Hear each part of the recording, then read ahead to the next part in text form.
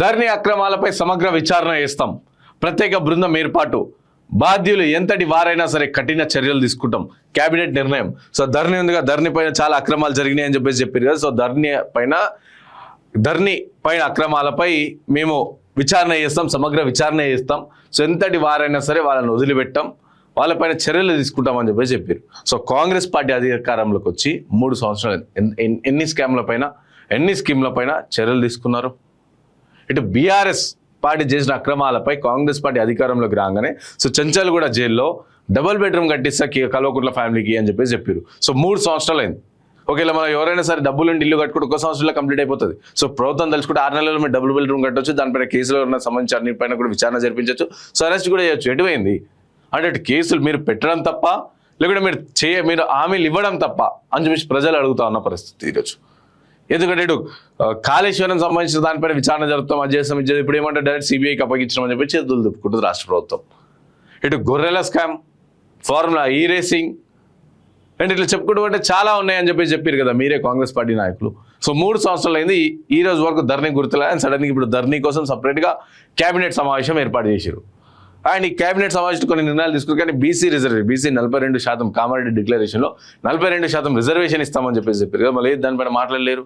గత బీఆర్ఎస్ ప్రభుత్వ హయాంలో ధరణి పోర్టల్ ద్వారా జరిగిన అక్రమాలు, అవకతవకలపై సమగ్ర విచారణ జరిపించాలని రాష్ట్ర ప్రభుత్వం నిర్ణయించింది. ఇందుకోసం వివిధ శాఖల అధికారులను, నిపుణులతో ప్రత్యేక విచారణ బృందాన్ని అంటే SET special enquiry team, SIT ఏమో SIT, SET special enquiry team ఏర్పాటు చేయనుంది. ఇక శుక్రవారం ముఖ్యమంత్రి రేవంత్ రెడ్డి అధ్యక్షతన జరిగిన మంత్రివర్గ సమావేశంలో ఈ మేరకు నిర్ణయం తీసుకున్నారు. ఇక ఎల్నినో ప్రభావంతో రాష్ట్రంలో నెలకొన్న దుర్భర పరిస్థితులపై కేంద్రానికి లేఖ రాసి ఇక్కడ పరిస్థితుల అధ్యయనానికి కేంద్రం బృందం పంపించాల్సిందిగా కోరాలని నిర్ణయించారు. దీంతో పాటు రాష్ట్రంలో వర్షభావ పరిస్థితులకు అనుసరించాల్సిన ప్రణాళికలు, ఏకాగ్రత టెండర్లు, ఇక పురపాలికల్లో ట్రాన్స్జెండర్లు ఆప్షన్స్గా సభ్యులుగా అన్ని నియమించాలని చెప్పేసి వీళ్ళందరూ నిర్ణయించినట్టు తెలుస్తుంది. ఒకసారి 13th పేపర్ ఉంది, ఒకసారి చూద్దాం. రాష్ట్రంలోని మున్సిపల్ కార్పొరేషన్లో మున్సిపాలిటీల్లో ఉన్న 5 కోఆప్షన్ సభ్యులుగా ఒక పదవిని ట్రాన్స్జెండర్కు కేటాయించాలని నిర్ణయం తీసుకుంది. ఇందుకోసం తెలంగాణ మున్సిపాలిటీ చట్టం 2019 సవరించి ప్రతిపాదనకు మంత్రివర్గం ఆమోదం తెలిపింది. సో ఇది ట్రాన్స్జెండర్లు కూడా ఇక్కడ ఉంటారంట. అండ్ గ్రామ పంచాయతీల నిధుల నిర్వహణకు గాను అందే నిధులను ఇకపై ట్రెజరీలో కాకుండా సమీపంలో ఉన్న జాతీయ బ్యాంకులు, సహకార బ్యాంకులకు లేదా పోస్ట్ ఆఫీస్లో జమ చేసుకునేలా ప్రతిపాదించిన సవరణ బిల్లు ఆమోదం. ఇక ముక్తేశ్వర్ ఎత్తిపోతల పథకం, చిన్న కాళేశ్వరంను పూర్తి చేయడానికి రాష్ట్ర ప్రభుత్వం ఆమోదం తెలిపింది. ఇక గోదావరి నదిపై కన్నెపల్లి నుంచి 4.50 TMCలు నీటిని ఎత్తిపోసి మంతని నియోజకవర్గంలో 45,000 ఎకరాలు సాగునీటి అందించేందుకు వీలుగా ఈ పథకాన్ని పూర్తి చేయాలని మంత్రి వర్గం నిర్ణయించింది. ఇప్పటికే పూర్తయిన పనులు అంచనా వేసుకుని ప్రాజెక్టుకు పూర్తి చేసేందుకు చెప్పడాల్సిన ఆమోదం. ఇక హైదరాబాద్ నుంచి ముంబై, బెంగళూరు, చెన్నై నగరాలకు ప్రతిపాదించిన 3 హై స్పీడ్ రైల్ కారిడార్లను అలైన్మెంట్ స్టేషన్ స్థానాలను R&B విభాగం రాష్ట్రం కేబినెట్ వివరించిందని మంత్రి పొంగులేటి తెలిపారు. ఇక శంషాబాద్ సమీపంలోని రైల్ హబ్ను ఏర్పాటు చేయాలని కేబినెట్ నిర్ణయించుకున్నారు. ఇక హైదరాబాద్ ముంబై హైవే, హైదరాబాద్ పూణే ముంబై ఒక రూట్, హైదరాబాద్ బెంగళూరు మరో రూట్, హైదరాబాద్ అమరావతి తిరుపతి చెన్నై ఇంకో రూట్. బుల్లెట్ రైళ్లకు కేంద్రం ఇప్పటికే గ్రీన్ సిగ్నల్ ఇచ్చిందని అన్నారు. ఇక మంత్రి అద్దుల లక్ష్మణ్ కుమార్ నియోజకవర్గమైన ధర్మపూర్లో డిగ్రీ కాలేజ్కి 29 పోస్టులకు మంజూరు చేస్తూ కేబినెట్ ఆమోదం తెలిపిందని పొంగులేటి పేర్కొన్నారు.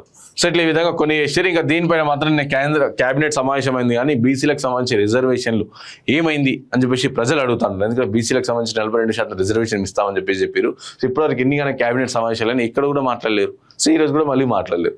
ఏమన్నా సిట్ SCT, సో ధరణికి సంబంధించి SCT special investigation special enquiry team ఏర్పాటు చేసారు. దానికేమో SIT సిట్ అని అంటారు కదా. సో ఒక ప్రజల్లో ఏముందంటే SIT పైన, SIT అంటే సిట్ కూర్చొనే ఉంటుంది, అది SIT special enquiry team set అని ఉంది కదా, దీన్ని సెట్ చేసుకునే ప్రయత్నం చేస్తారు అని చెప్పేసి ప్రజల్లో ఒక అవగాహన ఉందని ఇది మాకు తెలుస్తోంది.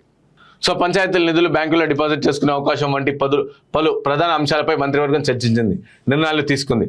సమావేశం ముగిసిన అనంతరం కేబినెట్ నిర్ణయాలను సమాచార పౌర సంబంధాల శాఖ మంత్రి పొంగులేటి శ్రీనివాసరెడ్డి, మంత్రులు అడ్లూరి లక్ష్మణ్ కుమార్, పొన్నం ప్రభాకర్, జూపల్లి కృష్ణారావుతో కలిసి మీడియాను వివరించారు. 2020 అక్టోబర్ 29న ధరణి పోర్టల్ అమల్లోకి వచ్చిన నాటి నుంచి రాష్ట్రంలో జరిగిన భూముల రిజిస్ట్రేషన్లు, రికార్డు మార్పులు, వ్యవసాయ భూములు, అసైన్డ్ ప్రభుత్వ భూములు బదలాయింపులకు అనుమానాస్పద లావాదేవీలు అన్నింటినీ లోతుగా పరిశీలించాలని మంత్రివర్గం నిర్ణయించిందని పొంగులేటి తెలిపారు.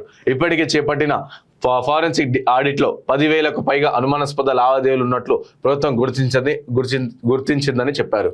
సో ఇది బాగుంది. దీంతో పాటు 25 లక్షల ఎకరాల ప్రభుత్వ భూములు, 25 లక్షల ఎకరాల ప్రభుత్వ భూములు ప్రైవేటీకరణ అయిపోయింది, అన్యాక్రాంతం అయిందని చెప్పేసి కూడా మీరే చెప్పారు కదా. మళ్ళీ వాటిపైన చర్యలు ప్రభుత్వ భూములు ఇప్పటికి కూడా చాలా ప్రాంతాల్లో కన్స్ట్రక్షన్లు జరుగుతున్నాయి ప్రభుత్వ భూముల్లో.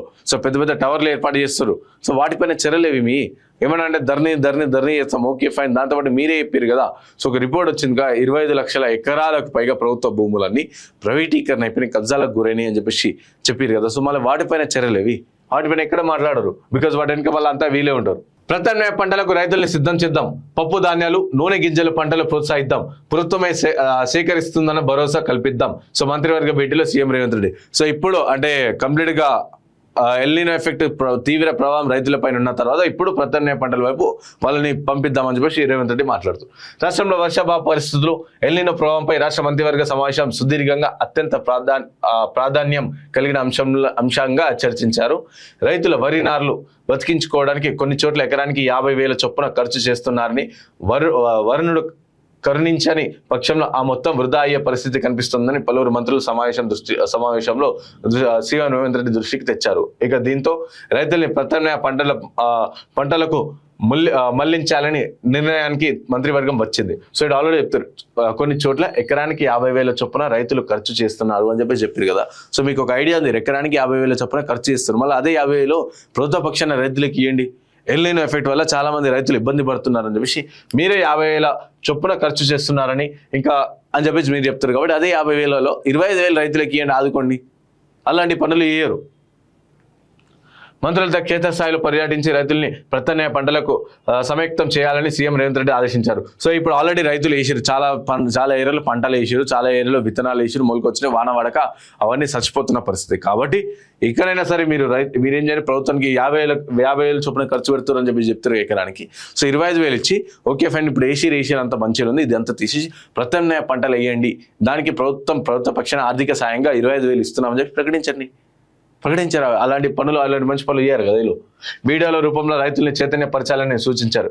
వాస్తవానికి తెలంగాణ నేల వైవిధ్య భరితమైన పంటలకు నిలయమని, వరి పత్తి విస్తీర్ణం పెరిగాకే పరిస్థితి మారిందని అభిప్రాయం సమావేశంలో వ్యక్తమైంది. ఇక ముఖ్యంగా ఈ 2 పంటలను మద్దతు ధరకు సివిల్ సప్లై, సిసిఐ వంటి ప్రభుత్వ రంగ సంస్థలు సేకరించడం ప్రారంభించాకే ధర గ్యారంటీకి దొరికి వాటి విస్తీర్ణ పెరిగిందని అభిప్రాయాలు. ఇక ఇవన్నీ చెప్తారు. ఇక అవన్నీ లేదు, రాష్ట్ర ప్రభుత్వం అది చేసింది ఇది చేసింది అని క్షేత్రస్థాయిలో మాత్రం చేసింది ఏమీ లేదు.